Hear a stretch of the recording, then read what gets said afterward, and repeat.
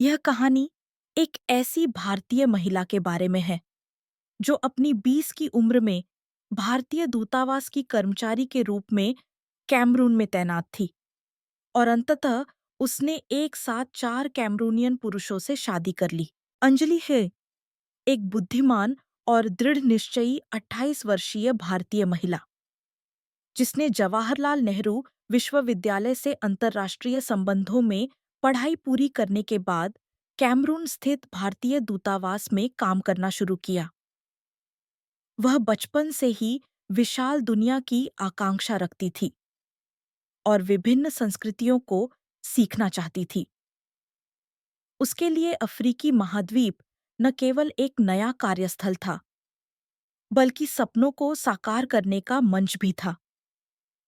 30 साल की होने से पहले बहुसांस्कृतिक अनुभव प्राप्त करने के लिए वह बिना किसी हिचकिचाहट के इस भूमि पर दूर चली गई। कैमरून में पहली बार आने पर अंजलि का स्वागत नम और गर्म हवा ने किया। उसके सामने सब कुछ दिल्ली से बिल्कुल अलग था, लेकिन उसे अपने भीतर एक शांति का अनुभव हुआ। तेज धूप में शांत गांवों और आरामदायक जीवन शैली अंजलि के लिए दोनों ही अपरिचित लेकिन आकर्षक थे। दूतावास के काम में उसे अपने सीखे हुए सिद्धांतों को व्यवहार में लाना पड़ता था। वह आधिकारिक दस्तावेजों को संभालती थी, भारतीय प्रवासियों की जरूरतों को पूरा करती थी और विभिन्न कार्य करती थी। शुरू में भाषा और सांस्कृतिक अंतर के कारण उसे कई चुनौतियों का सामना करना पड़ा, लेकिन उसने हमेशा आशावादी और सकारात्मक दृष्टिकोण से उनका सामना किया। जब अन्य सहकर्मी नए वातावरण के अनुकूल होने के लिए संघर्ष कर रहे थे, तब अंजलि अज्ञात चीजों के बारे में उत्सुक थी और उसने मजबूत अनुकूलन क्षमता दिखाई। दूतावास की कर्मचारी होने के नाते अंजलि को स्थानीय लोगों के साथ बातचीत करने के कई अवसर मिले। उनमें से 4 जीवंत कैमरूनियन युवा जीन मार्विन, सालिफ असमा और मूसा ने उसका ध्यान विशेष रूप से आकर्षित किया। वे सभी 20 साल के थे, उनके व्यक्तित्व भिन्न थे और उनकी पृष्ठभूमि भी अलग-अलग थी। जीन मार्विन संस्कृति और कला के क्षेत्र में सक्रिय एक युवा था, जो पारंपरिक नृत्य को आगे बढ़ाने के लिए समर्पित था। सालिफ एक विनम्र आदर्शवादी था, जो कृषि तकनीक सीख रहा था और आत्मनिर्भरता प्राप्त करने का सपना देखता था। असमा में स्वाभाविक रूप से व्यावसायिक समझ थी और वह बाजार में विभिन्न सामानों को चतुराई से खरीदता और बेचता था। मूसा गांव का युवा नेता था, जो शिक्षा के प्रति उत्साही था। अंजलि ने शुरू में यह उम्मीद नहीं की थी कि वह एक साथ इन 4 पुरुषों से प्यार करने लगेगी, लेकिन जैसे-जैसे उसने उनके साथ समय बिताया, कैमरूनियन संस्कृति को समझा और उनके जीवन में प्रवेश किया, वह धीरे-धीरे उनसे गहराई से आकर्षित होती गई। उसने जीन मार्विन के साथ पारंपरिक नृत्य सीखा और उनकी भावनाएं दिन-ब-दिन प्रगाढ़ होती गईं। उसने सालिफ के साथ खेतों में घूमते हुए मिट्टी की सुगंध साझा की। उसने अस्मा के साथ बाजार की हलचल का अनुभव किया और मूसा के साथ स्वयंसेवा गतिविधियों में भाग लिया, एक दूसरे के मूल्यों को साझा करते हुए। 4 अलग-अलग व्यक्तित्वों वाले युवा अलग-अलग तरीकों से अंजलि के करीब आए और वह भी धीरे-धीरे खुली और उनके उत्साह और सच्ची भावना को स्वीकार किया। बाहरी व्यक्ति के रूप में खुद को देखने वाली अंजलि के लिए कैमरून की धूप में पसीना बहाने की उनकी कहानियां और शाम को साझा किए गए जीवन के सबक ने उसे गहराई से छू लिया। एक पल में अंजलि को एहसास हुआ कि वे सिर्फ दोस्त या सहकर्मी नहीं थे, बल्कि पहले से ही उसके जीवन का एक अभिन्न अंग बन चुके थे। एक तारों भरी रात में वे अलाव के चारों ओर बैठे थे, जीन मार्विन, सालिफ अस्मा और मूसा ने एक साथ अंजलि के प्रति अपने प्यार का इजहार किया। अंजलि हैरान और असहज थी, लेकिन उसके दिल की गहराइयों में वह धड़क उठा। यह ऐसा प्यार था जिसका उसने कभी अनुभव नहीं किया था। केवल एक व्यक्ति का नहीं, बल्कि 4 लोगों का प्यार एक साथ आया, जिससे उसे कुछ अवास्तविक महसूस हुआ। फिर भी यह मीठा और शानदार था। बेशक वास्तविक विचार भी साथ आए। दूतावास की कर्मचारी के रूप में इतने जटिल व्यक्तिगत भावनात्मक मुद्दों में शामिल होना निस्संदेह बहुत संवेदनशील था। भारत में बहुविवाह अवैध है और इस तरह के रिश्ते की निंदा होने की बहुत संभावना थी। लेकिन बार-बार सोचने के बाद अंजलि ने एक साहसिक निर्णय लिया। मैं उनमें से किसी एक को नहीं चुन सकती। मुझे उन सभी से प्यार है। भले ही वह नहीं जानती थी कि भविष्य में क्या होगा, वह अपने दिल में पैदा हुए प्यार को दबा नहीं सकती थी। अंजलि ने 4 युवाओं से ईमानदारी से कहा, मुझे तुम सभी के लिए भावनाएं हैं। अगर मुझे चुनना पड़े तो मैं किसी को भी छोड़ना नहीं चाहती।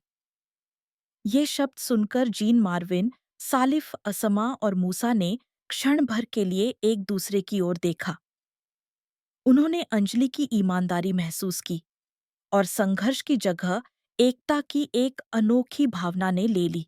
कैमरून की पारंपरिक संस्कृति में बहुविवाह कुछ हद तक मौजूद है, लेकिन एक पत्नी का कई पति होना अत्यंत दुर्लभ है। हालांकि क्या प्यार का रूप केवल एक व्यक्ति तक ही सीमित हो सकता है? इस सवाल का कोई भी निश्चित जवाब नहीं दे सकता था। अगर हम वास्तव में एक दूसरे को महत्व देते हैं और अगर अंजलि भी यही चाहती है, तो क्या हमें एक साथ आगे बढ़ने की कोशिश करनी चाहिए, भले ही यह मुश्किल हो? मूसा ने सावधानी से यह सवाल उठाया। सभी पूरी तरह से सहमत नहीं थे, लेकिन अंजलि के प्रति उनके प्यार के कारण वे विरोध नहीं कर सके। जीन मार्विन ने जोड़ा, मुझे लगता है कि जब तक अंजलि खुश है, सब ठीक है। जब बहुत सारे लोग एक साथ आते हैं, तभी कला और नृत्य और भी समृद्ध होते हैं। सालिफ ने अंजलि की ओर प्यार से देखा और कहा, चलो हम सभी को खुश करने का कोई तरीका ढूंढे। असमा शुरू में कुछ भ्रमित था। उसने अपना सिर झुकाया, लेकिन फिर बुदबुदाया, शायद दुनिया केवल निश्चित ढांचों तक सीमित नहीं है। उसने अपनी सहमति व्यक्त की। अंजलि की आंखों में आंसू आ गए, लेकिन उसे यह भी महसूस हुआ कि वास्तविक दबाव बहुत बड़ा होगा। वह दूतावास के सहकर्मियों और भारत में अपने परिवार को इस रिश्ते के बारे में कैसे बताएगी? क्या वह भारतीय कानून द्वारा उनकी शादी को मान्यता दिलवा पाएगी? यह जानते हुए भी कि यह कानूनी और संस्थागत रूप से असंभव था। अंजलि ने आशा नहीं छोड़ी। उस दिन से पांचों का रिश्ता एक विशेष पहचान बन गया। सतह पर वे दोस्तों की तरह व्यवहार करते थे, लेकिन गहराई से जानने पर आपको पता चलता कि उनमें एक जटिल और गहरी भावनाएं गूंथी हुई थीं। अंजलि और चारों युवा कैमरूनियन ग्रामीण इलाकों में एक साथ गए और उनकी परवरिश और संस्कृति को गहराई से समझा। ग्रामीण इलाकों में उनका स्वागत धूप से चमकते खेतों, ऊबड़-खाबड़ सड़कों और बच्चों की मासूम हंसी ने किया।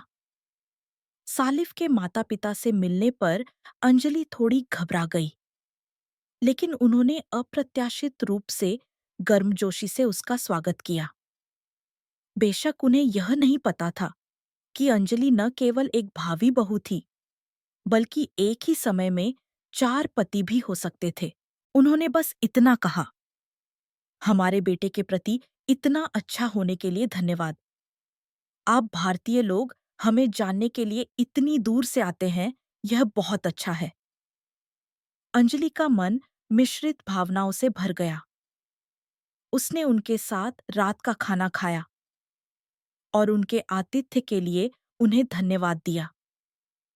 जीन मार्विन कई सालों बाद अपने गृहनगर लौटने के बाद अंजलि और दोस्तों के साथ स्थानीय पारंपरिक त्योहार में शामिल हुए। वहां अंजलि ने शानदार नृत्य और उत्तेजित करने वाली ढोल की आवाज का अनुभव किया और खुद को रोक नहीं पाई और खुशी में नाचने लगी। ग्रामीणों ने तालियां बजाईं और उस भारतीय लड़की के लिए विशेष महसूस किया जो उनके साथ नाच रही थी। जीन मार्विन ने अंजलि को एक गर्मजोशी भरी मुस्कान दी और नाचते रहे, एक दूसरे की ऊर्जा को महसूस करते हुए। उस पल में अंजलि का दिल इस एहसास से भर गया कि मैं वास्तव में इस जगह का हिस्सा बन रही हूं। यात्रा के आखिरी दिन पांचों ने गांव की एक छोटी झोपड़ी में अविस्मरणीय समय बिताया। पहले दिन वे उत्साहित और असहज दोनों थे, लेकिन धीरे-धीरे एक दूसरे के दिल को पढ़ लिया और बातचीत के माध्यम से आंतरिक शांति पाई। अंजलि एक साथ इन 4 पुरुषों से प्यार करने के लिए खुश थी, जो उसके पति बनने वाले थे, लेकिन साथ ही गहराई से चिंतित भी थी कि वे बिना किसी को नुकसान पहुंचाए लंबे समय तक कैसे आगे बढ़ सकते हैं। मुझे तुम लोगों के लिए खेद है। क्या मैं बहुत लालची थी? अंजलि ने सावधानी से पूछा। सालिफ ने धीरे से उसका हाथ पकड़ा और कहा, हमने चुनाव किया है, इसलिए हमें पछतावा नहीं होगा। जब तक हम ईमानदार हैं, सब ठीक है। बाकी लोगों ने भी शांत होकर सहमति में सिर हिलाया।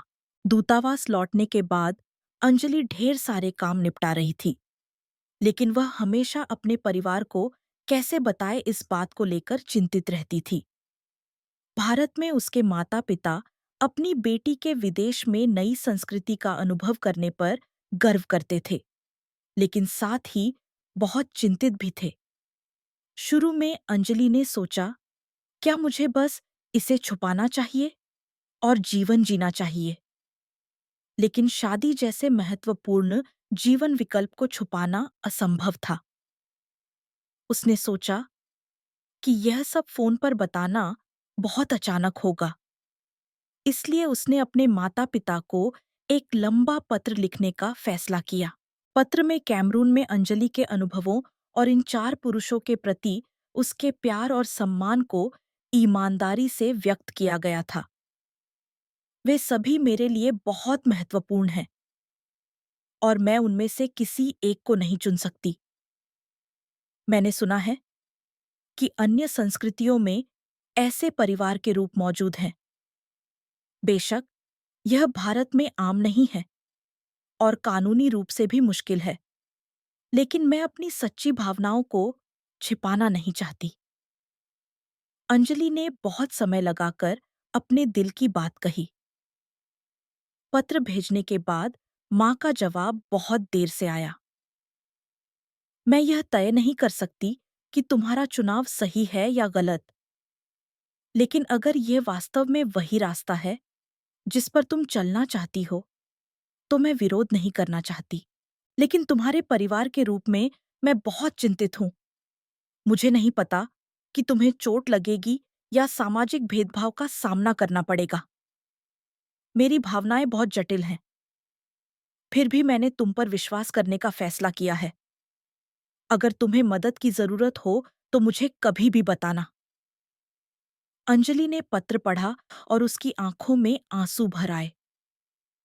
उसे थोड़ी राहत महसूस हुई कि उसके माता-पिता की प्रतिक्रिया उतनी खराब नहीं थी जितनी उसने सोची थी। हालांकि उसके पिता की प्रतिक्रिया बिल्कुल अलग थी। उन्होंने अलग से फोन किया और चिंता से भरे हुए कहा, बेटी, क्या तुम वास्तव में होश में हो? यह बात मेरी इज्जत गंवा देगी। भारतीय कानून इसकी अनुमति नहीं देता है। तुम भविष्य में क्या करोगी? अंजलि ने शांत होकर समझाने की कोशिश की, लेकिन उसके पिता की चिंता और बेचैनी आसानी से दूर नहीं हुई। अंततः उसने केवल ठीक है, जब तुमने फैसला कर लिया है तो मैं तुम्हें अब नहीं रोकूंगा, बस बाद में पछतावा मत करना। यह वाक्य सुना और फिर फोन कट गया। उस रात अंजलि करवटें बदलती रही और सो नहीं पाई। क्या मैं यह सही कर रही हूं कि चिंता हमेशा उसके दिमाग में घूमती रही। अगले दिन अंजलि ने अपने 4 पतियों को अपने माता-पिता की प्रतिक्रिया बताई। जैसा कि उन्हें उम्मीद थी, उन्होंने अंजलि को दिलासा दिया। तुम्हारे परिवार के लिए हमारे रिश्ते को इतनी आसानी से स्वीकार करना मुश्किल है, लेकिन अगर हम ईमानदारी दिखाते हैं, तो वे एक दिन समझेंगे। इस स्थिति में उन चारों को बिना किसी अपवाद के हम तुम्हारे साथ रहेंगे। यह कहते हुए सुनना एक बड़ी राहत थी। फिर भी समस्याएं बनी हुई थीं। उदाहरण के लिए अंजलि को अच्छी तरह पता था कि कानूनी रूप से शादी का पंजीकरण असंभव है। कैमरून में भी एक पत्नी का कई पति होना, संस्थागत रूप से मान्यता प्राप्त करना मुश्किल था। अंततः औपचारिक विवाह असंभव था, लेकिन उनके पास कोई विकल्प नहीं था सिवाय इसके कि वे एक ऐसी प्रतिबद्धता के साथ आगे बढ़ें जो उनके सहजीवन को मजबूत कर सके। इन वास्तविक कठिनाइयों की चिंता करते हुए अंजलि ने एक निर्णय लिया। अगर कानून में सीमाएं हैं, तो चलो हम अपने तरीके से प्रतिबद्धता व्यक्त करते हैं, चाहे वह शादी हो या प्रतिज्ञा समारोह हो। चलो इसे खुद आयोजित करते हैं। अंजलि और उसके 4 पुरुषों ने एक छोटा लेकिन सच्चा समारोह आयोजित करने का फैसला किया। इसे औपचारिक शादी कहना मुश्किल था, लेकिन कम से कम यह एक सार्थक स्थान था, जहां वे एक दूसरे के प्रति अपनी भक्ति और सहजीवन की प्रतिबद्धता साझा कर सकते थे। स्थान एक छोटे से गांव का हॉल चुना गया, जहां जीन मार्विन पहले पारंपरिक नृत्य का अभ्यास करते थे और जहां अक्सर गांव की गतिविधियां या त्योहार आयोजित होते थे। समारोह की तैयारी करते समय अंजलि ने कोई विशेष पोशाक नहीं पहनी थी। इसके बजाय उसने कैमरूनियन पारंपरिक पोशाक और भारतीय पारंपरिक तत्वों को मिलाकर एक पोशाक डिजाइन की और पहनी। उसने किपाओ की ऊपरी हिस्से को कैमरूनियन पारंपरिक कपड़े से बनी स्कर्ट के साथ जोड़ा, जिससे एक विदेशी और अनोखा रंग दिखाने की कोशिश की। जीन मार्विन, सालिफ अस्मा और मूसा ने भी गांव के कारीगरों द्वारा बनाई गई पोशाकें पहनी थीं। समारोह के दिन पांचों ने ग्रामीणों के साथ खुशी साझा की। ग्रामीण एक महिला और 4 पुरुषों के संयोजन से भ्रमित थे, लेकिन उन्होंने फिर भी गर्मजोशी से तालियां बजाईं, क्योंकि उन्होंने सच्ची भावना महसूस की थी। ढोल और नृत्य की आवाज के बीच अंजलि और उसके 4 पुरुष मंच पर अगल-बगल खड़े थे। अंजलि ने एक पत्र निकाला और कहा, मैं तुम सभी से प्यार करती हूँ और मैं तुम में से प्रत्येक से अपनी प्रतिज्ञा व्यक्त करना चाहती हूँ। सबसे पहले उसने जीन मार्विन से कहा, मैं आपको नृत्य के माध्यम से मुझे स्वतंत्रता सिखाने और मेरे भीतर सोए जुनून को जगाने के लिए धन्यवाद देती हूँ। मैं आपके भविष्य के मार्ग पर शक्ति बनूंगी। जीन मार्विन ने आंसू से भरी आंखों से अंजलि का हाथ पकड़ा। दूसरा, उसने सालिफ से प्रतिज्ञा की, आपकी चुप्पी और प्रकृति के प्रति आपका प्यार हमेशा मुझे सुकून देता है। जब भी मुझे कठिनाई होती है, तो मैं आपके पास आराम करना चाहती हूँ। सालिफ ने गर्मजोशी भरी मुस्कान के साथ जवाब दिया। तीसरा, उसने अस्मा से कहा, आपको अपने सपनों की ओर दौड़ते हुए देखकर मुझे लगातार चुनौती देने की इच्छा होती है। मुझे विश्वास है कि मैं आपके साथ किसी भी कठिनाई को दूर कर सकती हूँ। असमा ने खुले दिल से जवाब दिया, धन्यवाद। चलो भविष्य में और अवसर पैदा करें। अंत में उसने मूसा से कहा, मुझे आपका गर्मजोशी भरा नेतृत्व और लोगों के प्रति सच्चा दिल पसंद है। मैं हमेशा आपके साथ रहना चाहती हूँ और आपकी रक्षा करना चाहती हूँ। मूसा ने शांत होकर सिर हिलाया और अंजलि के हाथ को चूमा।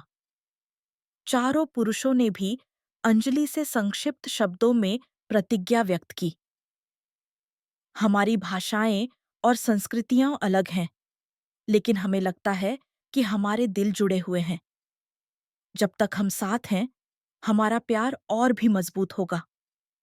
इस तरह पांचों ने एक दूसरे के प्रति अपनी प्रतिज्ञा समारोह पूरा किया। कोई कानूनी दस्तावेज या संस्थागत सुरक्षा नहीं थी, लेकिन उनके लिए यह किसी भी शादी से कहीं अधिक मूल्यवान और भावुक क्षण था। समारोह के बाद लोग तारों भरे आसमान के नीचे नाचते गाते जश्न मनाते रहे।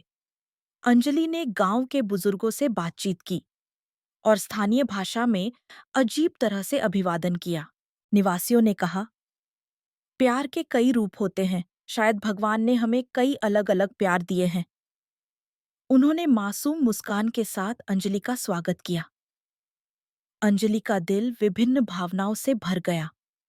वह बैठ गई और बहुत देर तक रोती रही। इस दुनिया में शायद कोई पूर्ण सही जवाब नहीं है, लेकिन मुझे लगता है कि मैंने जो प्यार चुना है वह गलत नहीं है। उसने खुद को दिलासा दिया। समारोह के बाद पांचों ने एक साथ रहने के लिए एक घर को गंभीरता से तैयार करने का फैसला किया। अंजलि का दूतावास के पास का पिछला घर इतना छोटा था कि उसमें 5 लोग नहीं रह सकते थे। अंततः उन्होंने गांव के बाहर एक बड़ा घर किराए पर लेने का फैसला किया। घर थोड़ा पुराना था, लेकिन उसमें कई कमरे और एक आंगन था जहां हर कोई अपने शौक और दैनिक जीवन का आनंद ले सकता था। घर बदलने के बाद पहली सुबह अंजलि जल्दी उठ गई और खिड़की खोली। उसने ताजी हवा में सांस ली और आंगन में फैली धूप को महसूस किया। उसे बहुत अच्छा लगा। रसोई में सालिफ नाश्ता बना रहा था। जीन मार्विन आंगन में नृत्य का अभ्यास कर रहा था। असमा पहले ही कपड़े पहनकर बाजार जा चुका था। मूसा स्थानीय बच्चों के लिए शिक्षा परियोजनाओं की योजना बनाने के लिए किताबें फैला रहा था। 4 लोगों के साथ रहना उम्मीद से कहीं अधिक जटिल और विविध जीवन था। उनकी जीवन शैली अलग थी, उनका स्वाद और समय सारणी भी अलग थी। अंजलि को अपने 4 पतियों की देखभाल के लिए बहुत प्रयास करने पड़ते थे, लेकिन उसके हंसमुख व्यक्तित्व और सकारात्मक दृष्टिकोण के कारण कोई बड़ी समस्या नहीं आई। विशेष रूप से सालिफ ने अंजलि के स्वास्थ्य की देखभाल में बहुत प्यार दिया। अपने व्यस्त दिनों में वह खुद जड़ी बूटी वाली चाय बनाता था और जब वह थक जाती थी तो उसकी मांसपेशियों की मालिश करता था। उसकी बदौलत अंजलि व्यस्त जीवन में भी आंतरिक शांति पा सकी। जीन मार्विन ने अंजलि को नृत्य सिखाया, यह कहते हुए कि शारीरिक व्यायाम मन को शांत कर सकता है और तनाव को दूर कर सकता है। कभी-कभी वे गांव के प्रदर्शनों में एक साथ भाग लेते थे और स्थानीय त्योहारों पर उनका स्वागत किया जाता था। असमा ने पारिवारिक वित्त प्रबंधन में उत्कृष्ट प्रतिभा दिखाई। बाजार में सामान खरीदने और बेचने के अपने अनुभव के कारण वह जीवन के खर्चों को प्रभावी ढंग से प्रबंधित कर पाता था। अंजलि ने अपनी तनख्वाह का एक हिस्सा उसे सौंपा और बाकी का उपयोग बचत या आवश्यक वस्तुओं को खरीदने के लिए किया। मूसा को शिक्षा और स्थानीय मुद्दों में अधिक रुचि थी, इसलिए वह गांव की बैठकों में भाग लेता था और बच्चों के लिए एक छोटी पुस्तकालय चलाने का प्रयास करता था, जिसमें किताबें उपलब्ध थीं। अंजलि भी जब समय मिलता था, तो मूसा की मदद करती थी। बच्चों को भारतीय परियों की कहानियां सुनाती थीं या उन्हें कुछ सरल हिंदी सिखाती थी। अंजलि अक्सर लोगों से कहती थी, यह आश्चर्यजनक है कि हम पांचों का स्पष्ट कार्य विभाजन है और हर कोई अपरिहार्य है। उदाहरण के लिए, अगर सालिफ व्यस्त है तो नाश्ता कोई नहीं बनाएगा। अगर असमान नहीं है तो खरीदारी मुश्किल हो जाएगी। अगर जीन मार्विन नहीं है तो घर में जीवंतता नहीं रहेगी। अगर मूसा नहीं है तो हम स्थानीय समुदाय से संवाद नहीं कर पाएंगे। इस सामंजस्यपूर्ण जीवन में वे धीरे धीरे सिर्फ सहकर्मी नहीं बल्कि सच्चे परिवार बन गए। बेशक उनके बीच टकराव भी होते थे। जीन मार्विन बहुत कलात्मक था और अक्सर देर रात तक अभ्यास करता था या जोर से संगीत बजाता था, जिससे दूसरों की नींद में खलल पड़ता था। असमा अपने लाभ उन्मुख व्यावसायिक दिमाग के कारण कभी-कभी जीन मार्विन की कला गतिविधियों को लाभहीन बताकर आलोचना करता था। हमें भी पैसे बचाने होंगे, यथार्थवादी बनो, वह कहता था, जिससे जीन मार्विन बहुत निराश होता था। जब भी ऐसा होता था, अंजलि मध्यस्थ बन जाती थी और उनके विचारों का समन्वय करती थी। सालिफ और मूसा के बीच भी अक्सर मतभेद होते थे। सालिफ कृषि के माध्यम से आत्मनिर्भर जीवन को महत्व देता था, जबकि मूसा शिक्षा के माध्यम से सामाजिक विकास का सपना देखता था। कृषि सबसे स्थिर जीवन शैली है क्योंकि मैं खुद भोजन पैदा कर सकता हूँ, सालिफ कहता था। मूसा खंडन करता था, जब तक आप बच्चों को शिक्षित नहीं करते, तब तक कोई भविष्य नहीं है। केवल कृषि पर निर्भर रहना स्थिति को बदलना मुश्किल है। दोनों एक दूसरे का सम्मान करते थे, लेकिन कभी-कभी मूल्यों में अंतर के कारण झगड़ते थे। हालांकि अंजलि का मानना था कि ये विविध मूल्य परिवार के भीतर एक दूसरे से सीखने और बढ़ने के अवसर थे। सहजीवन और अधिक स्थिर होता गया, लेकिन समस्याएं भी साथ आईं। अंजलि के दूतावास के मामले के फैलने के बाद दूतावास के कुछ सहकर्मी उसे अलग नजर से देखने लगे। अंततः दूतावास के नेतृत्व ने अंजलि से बात की और उसे बताया, हाल ही में कुछ कर्मचारी तुम्हारे बारे में अनुचित अफवाहें फैला रहे हैं। वे कहते हैं कि तुम 4 लोगों के साथ रहती हो। अंजलि का दिल डूब गया। उसने इस स्थिति की उम्मीद नहीं की थी, लेकिन जब समस्या औपचारिक रूप से उठाई गई, तो उसे फिर भी शर्मिंदगी महसूस हुई। मुझे लगता है कि मेरा निजी जीवन मेरे काम करने की क्षमता से संबंधित नहीं है। मैंने कभी अपने काम में लापरवाही नहीं की और न ही दूतावास के नियमों का उल्लंघन किया। हालांकि नेतृत्व ने तर्क दिया, यह एक ऐसा संस्थान है जो आधिकारिक राजनयिक गतिविधियों का संचालन करता है। यदि तुम्हारा निजी जीवन सार्वजनिक हो जाता है, तो इससे दूतावास की छवि प्रभावित होगी। खासकर विवाह का मुद्दा भारत में बहुत संवेदनशील होगा। उसने अपनी आशंकाएं व्यक्त की। अंजलि ने नेतृत्व की स्थिति को समझा, लेकिन उसे अन्याय महसूस हुआ। तो मुझे क्या करना चाहिए? क्या मुझे अपने प्यार को छोड़ देना चाहिए या मुझे इस्तीफा दे देना चाहिए? उसने पूछा, लेकिन नेतृत्व ने कोई स्पष्ट जवाब नहीं दिया। मुझे नहीं पता कि क्या निष्कर्ष निकालना है, लेकिन ऊपर इस मुद्दे को बहुत गंभीरता से ले रहा है और हमें जल्द ही फैसला करना होगा। उसने बस इतना ही कहा। जैसे ही अंजलि नेतृत्व के कार्यालय से बाहर निकली, वह रोने लगी। उसने कभी दूतावास छोड़ने के बारे में नहीं सोचा था। वह कैमरून आई थी क्योंकि वह खुद राजनयिक क्षेत्र में काम करना चाहती थी। जिस कूटनीति का मैंने सपना देखा था, वह विभिन्न संस्कृतियों को समझना और सम्मान करना था। लेकिन इस तरह के प्यार को भी क्यों नहीं पहचाना जा सकता? एक सप्ताहांत की शाम अंजलि घर लौटी और अपने 4 पतियों को बताया कि उसे काम में क्या हुआ था। हर कोई उदास दिख रहा था। मुझे नहीं पता कि क्या हमने तुम्हें चोट पहुंचाई है, असमा ने संदेह से कहा। अंजलि ने सिर हिलाया। नहीं, यह तुम्हारी गलती नहीं है। यह उन अंतर्निहित पूर्वाग्रहों की गलती है। चारों पुरुष चिंतित थे, लेकिन रातों रात दूतावास के विचारों को या भारतीय सरकार की नीति को बदलना मुश्किल था।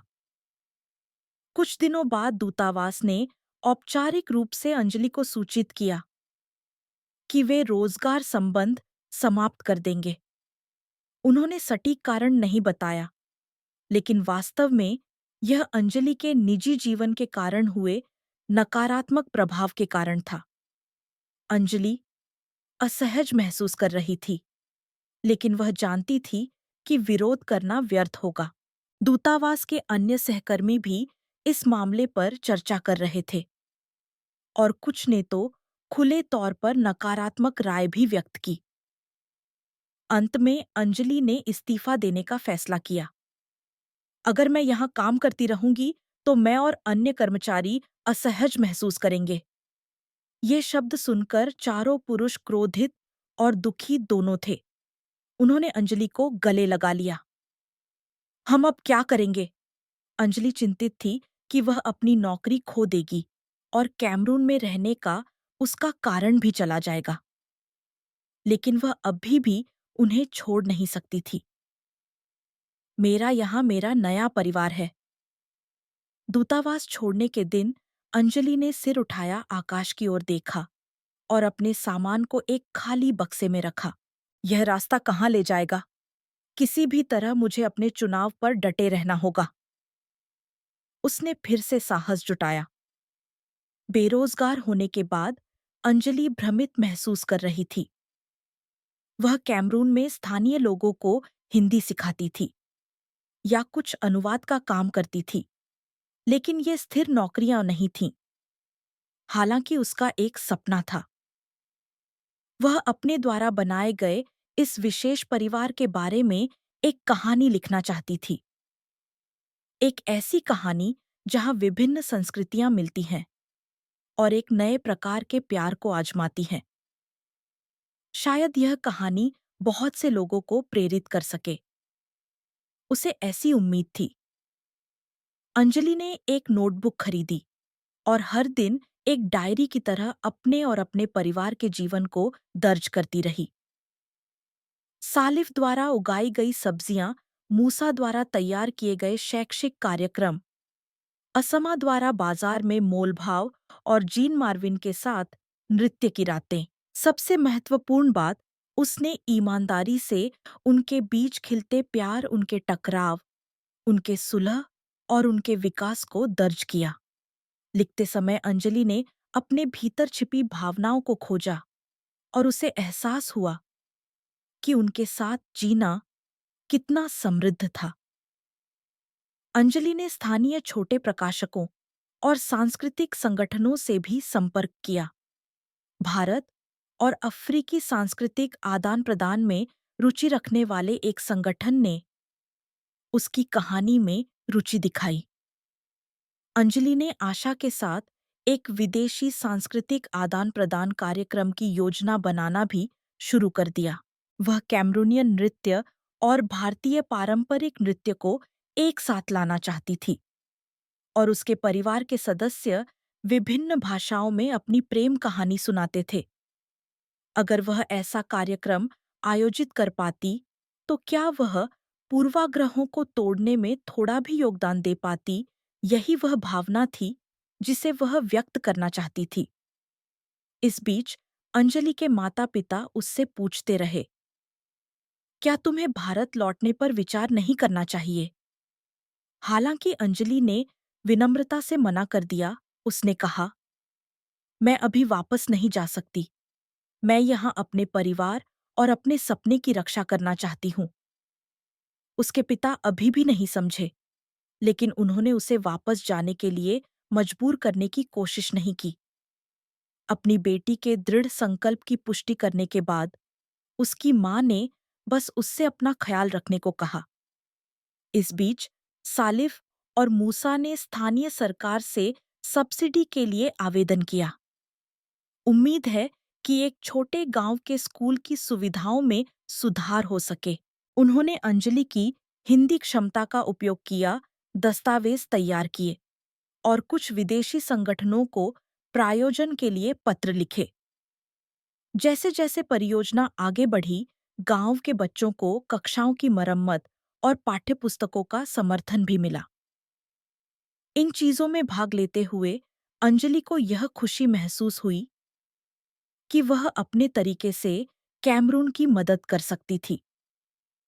उसे दूतावास छोड़ने का दुख था, लेकिन स्थानीय समुदाय के साथ एक नए तरीके से जुड़ने से उसे अधिक सीधा प्रतिफल मिला। मैंने कुछ खोया है, लेकिन मुझे लगता है कि मुझे बहुत कुछ मिला है, अंजलि ने बुदबुदाया। ये शब्द सुनकर मूसा ने उसे कसकर गले लगा लिया और कहा, तुम्हारी वजह से हमारा गांव और समृद्ध हुआ है। एक दिन जब उनका जीवन बेहतर होता जा रहा था, एक अप्रत्याशित घटना हुई।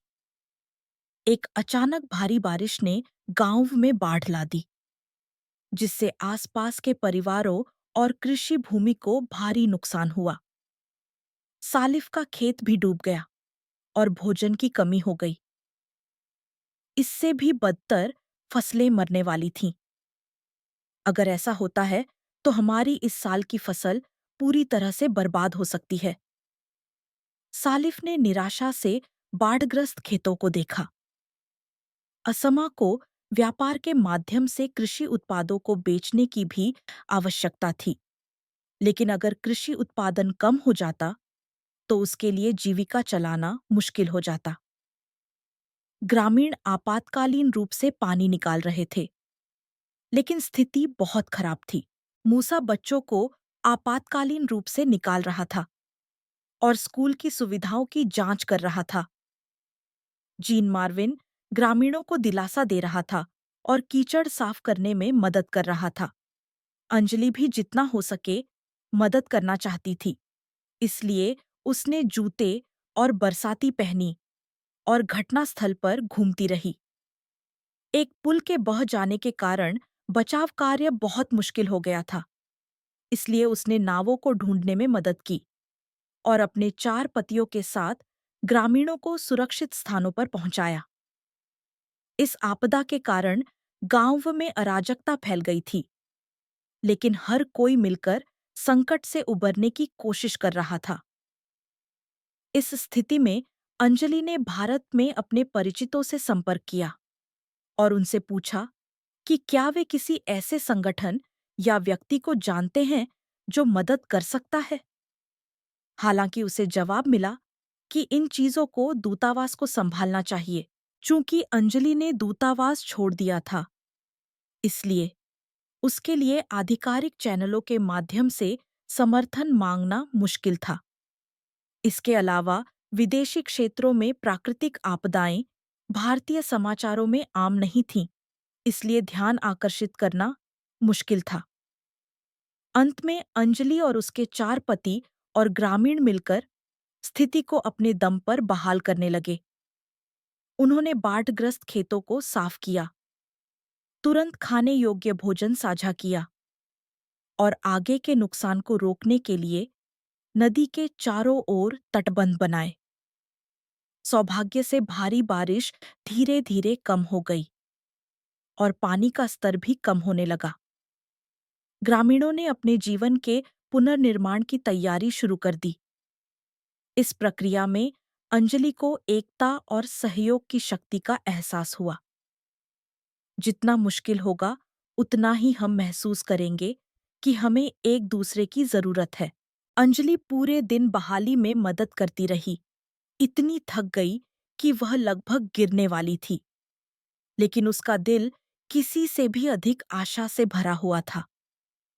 सालिफ के खेत को भारी नुकसान हुआ था, लेकिन उसने फिर से शुरू करने का फैसला किया। हम अभी भी फिर से शुरू कर सकते हैं। जमीन हमें फिर से मौका देगी। असमा ने भी कहा, व्यापार एक दिन बहाल हो जाएगा। अगर हम लोगों को आवश्यक वस्तुएं और भोजन बेचते हैं तो मांग हमेशा फिर से सक्रिय हो जाएगी। मूसा ने जोर दिया, हमें यह सुनिश्चित करने की जरूरत है कि बच्चों की शिक्षा इस कारण से बाधित न हो। कठिनाइयों का सामना करने पर भी यदि सीखना बंद कर दिया जाए, तो भविष्य नहीं देखा जा सकता। जीन मार्विन ने गांव के बच्चों के साथ एक नृत्य बनाया और कला के माध्यम से अपनी भावनाओं को व्यक्त किया। अंजलि इन बातों से गहराई से प्रभावित हुई। हाँ, अगर हम नृत्य कर सकते हैं, तो हमें अभी भी जीवित रहने की आशा है। जब बाढ़ कुछ हद तक स्थिर हो गई, तो अंजलि के घर में भी बदलाव आया। हालांकि घर में कोई भी मुखिया की भूमिका में नहीं था और हर कोई समान संबंध में था, लेकिन खेत के पुनर्निर्माण और जीविका की जिम्मेदारी साझा करते हुए स्वाभाविक रूप से भूमिकाएं वितरित हो गईं।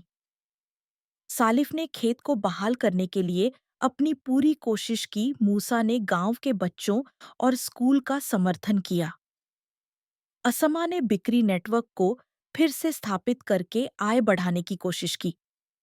जीन मार्विन ने कला गतिविधियों के माध्यम से सामुदायिक भावना को मजबूत करने में योगदान दिया और अंजलि ने यह सब दर्ज करने और बाहरी समर्थन और प्रचार के लिए जिम्मेदार थी। जब उन्होंने अपना काम करने की पूरी कोशिश की, तो उन्होंने एक ऐसा बंधन स्थापित किया जो पहले से कहीं अधिक मजबूत था। हम पहले से कहीं अधिक एक दूसरे पर निर्भर हैं, क्योंकि हम सभी कठिनाइयों से गुजर रहे हैं। जैसा कि अंजलि ने कहा, सालिफ ने मुस्कुराते हुए कहा, विपरीत परिस्थितियों से गुजरने का मतलब है कि हमारे पास एक साथ लड़ने का एक सामान्य लक्ष्य है। ज्यादा चिंता मत करो, हम साथ हैं। हालांकि भारत से मिली खबर से अंजलि अभी भी निराश थी। कुछ रिश्तेदारों ने अंजलि के व्यवहार की आलोचना की, यह कहते हुए, उसने हमारे पूरे परिवार की इज्जत गंवा दी है। या यह कहते हुए, कौन ऐसे परिवार की बहू को स्वीकार करेगा। उसके पिता आसपास के लोगों के ध्यान से असहज महसूस कर रहे थे, इसलिए उन्होंने अंजलि से संपर्क तोड़ दिया। उसकी मां को अंजलि के सुरक्षित होने की खबर सुनकर राहत मिली, लेकिन उसने अपनी निराशा भी व्यक्त की, यह कहते हुए, अगर तुमने भारत में शादी की होती, तो मैं अपने पोते पोतियों को देख पाती। अंजलि इस स्थिति से दुखी थी, लेकिन उसका मानना था कि वह अपने परिवार को मजबूर नहीं कर सकती। अगर मैंने सामान्य जीवन चुना होता, तो शायद कम कठिनाइयां होतीं, लेकिन अगर मैंने ऐसा किया होता, तो मैं इन लोगों से नहीं मिल पाती और न ही इस गांव से जुड़ पाती।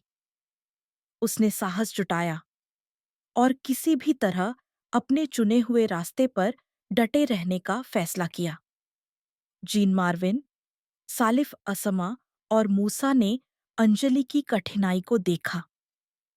एक रात जब अंजलि अकेली आंगन में बैठी आकाश की ओर देख रही थी, वे चारों उसके पास आए।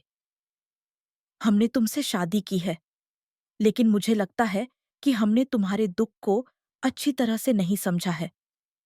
सच कहूं तो हमने तुम्हारे भारत में परिवार की स्थिति के बारे में ज्यादा नहीं पूछा, क्योंकि हमें डर था कि तुम्हें दुख होगा। हमें खेद है। अंजलि ने सिर हिलाया और कहा, नहीं, तुम लोगों की वजह से मैं पहले से ही बहुत खुश महसूस कर रही हूँ। मुझे बस अपने माता पिता की याद आती है और कभी-कभी भारत की याद आती है। फिर मूसा ने एक आश्चर्यजनक सुझाव दिया, चलो, हम सब एक साथ भारत चलें। चलो, सीधे तुम्हारे माता पिता से मिलते हैं और उन्हें बताते हैं कि हम तुम्हें कितना प्यार करते हैं। बाकी तीनों ने भी सहमति व्यक्त की। यह एक अच्छा विचार है। समस्या यात्रा, खर्च और वीजा की थी। दूतावास की नौकरी छोड़ चुकी अंजलि अपने 4 पतियों के लिए वीजा कैसे ले पाती? हम हवाई जहाज के किराए के लिए पैसे कैसे जुटाएं? तरह-तरह की समस्याएं दिमाग में आईं, लेकिन अंजलि का दिल आशा से भर गया।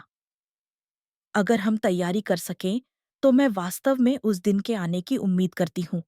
इस तरह उन्होंने एक नए लक्ष्य को पकड़ते हुए एक नए लक्ष्य को अस्पष्ट रूप से स्थापित किया।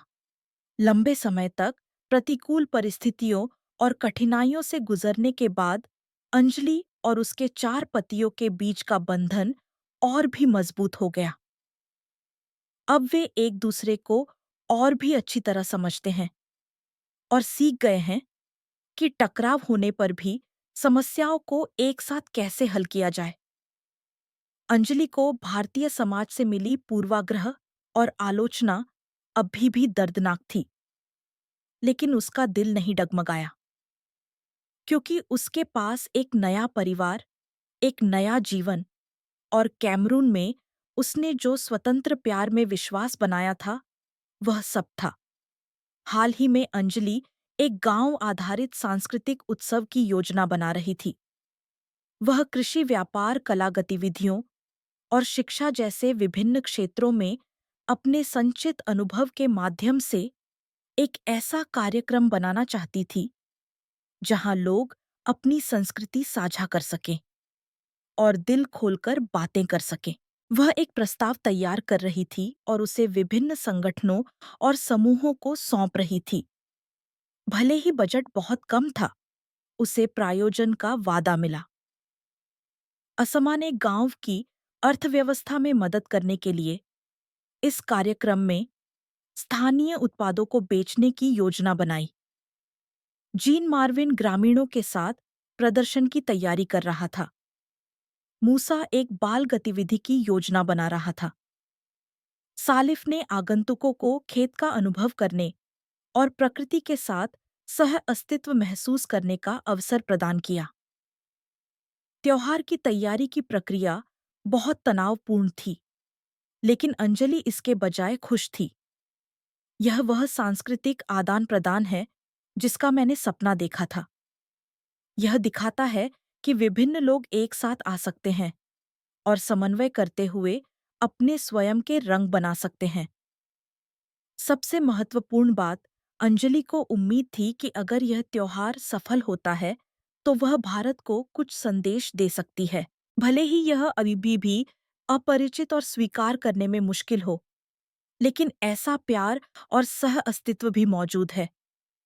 वह उन्हें यह बताना चाहती थी कि ऐसा प्यार और सह अस्तित्व भी सुंदर और स्वस्थ हो सकता है।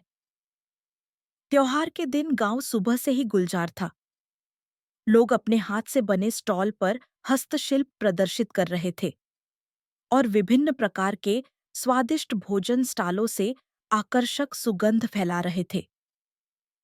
बच्चे इधर-उधर दौड़ रहे थे और वयस्क ढोलकी आवाज पर नाच रहे थे। अंजलि और उसके 4 पति विभिन्न स्थानों पर घूम रहे थे, मेहमानों का मार्गदर्शन कर रहे थे, प्रदर्शनों की जांच कर रहे थे और किसी भी आपात स्थिति पर ध्यान दे रहे थे। त्योहार को जबरदस्त सफलता मिली। उम्मीद से ज्यादा लोग यहां आए और यहाँ के विदेशी माहौल और गर्मजोशी से प्रभावित हुए। कुछ लोगों ने अंजलि से पूछा, आप यहाँ कैसा महसूस कर रही हैं? अंजलि ने मुस्कुराते हुए कहा, मेरे यहाँ 4 पति हैं, जिनसे मैं प्यार करती हूँ, और एक अनमोल गांव है, जहाँ मैं उनके साथ रहती हूँ। अधिकांश लोग पहली बार ऐसी कहानी सुनकर हैरान थे, लेकिन उन्होंने अंजलि के आत्मविश्वास और खुशमिजाज स्वरूप के कारण उसके प्रति पूर्वाग्रह रखना छोड़ दिया। त्योहार के बाद पांचों तारों भरे आसमान के नीचे मंच पर अगल-बगल बैठे थे। वे प्रदर्शन से पूरी तरह से थक चुके थे, लेकिन उनका दिल संतुष्टि से भरा हुआ था।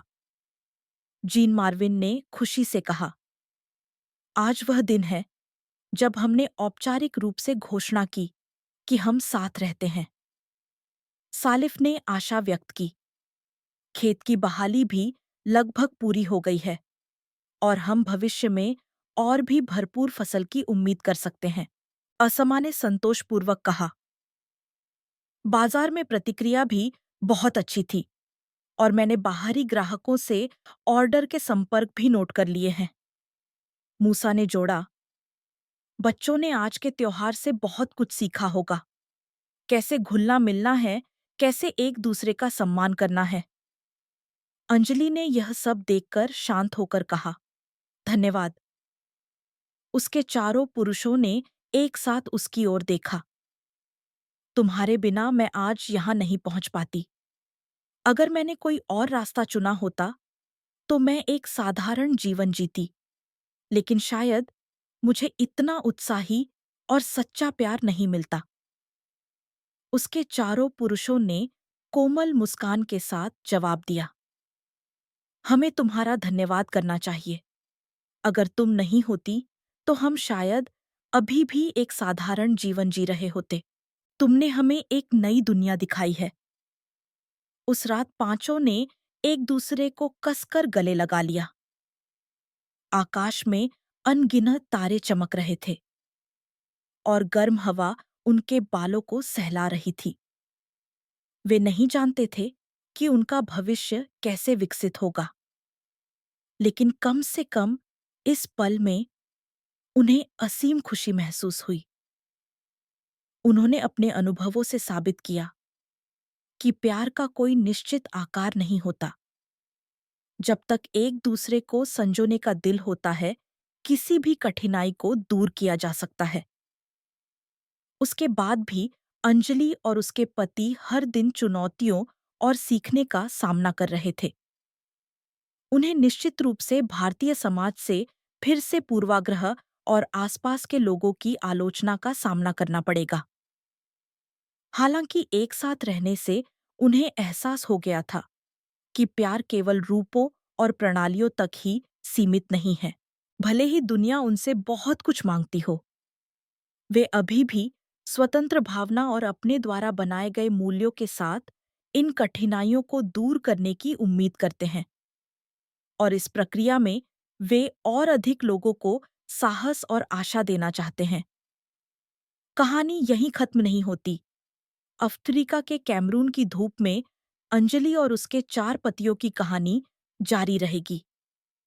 उन्होंने जो नई पारिवारिक शैली और प्यार बनाया है, वह निश्चित रूप से दूर के भविष्य के लोगों को महत्वपूर्ण अंतर्दृष्टि और प्रेरणा देगा। इन लोगों की कठिनाइयों में खिलने वाली इच्छा शक्ति दुनिया में कहीं भी अतुलनीय आशा बनेगी और हमेशा कायम रहेगी।